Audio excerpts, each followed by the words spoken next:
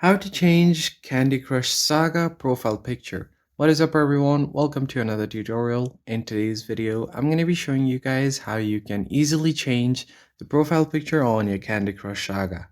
But before getting started, make sure to like the video down below and subscribe to the channel. So the first thing you want to do is open up the app and make sure that you are logged into your account.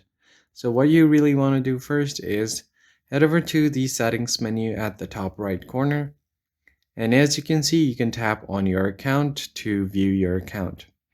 So if you have connected your Facebook account with your Candy Crush account, then your Facebook's profile picture will be your display picture for your account.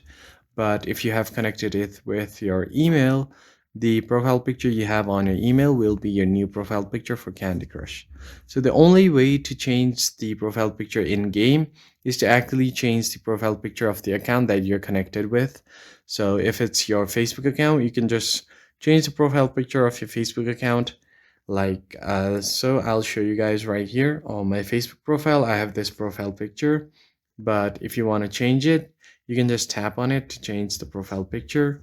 And once you set a new profile picture, your Candy Crush profile picture will also be changed. So that's pretty much it. I hope you found this tutorial helpful. I'll catch you on the next video.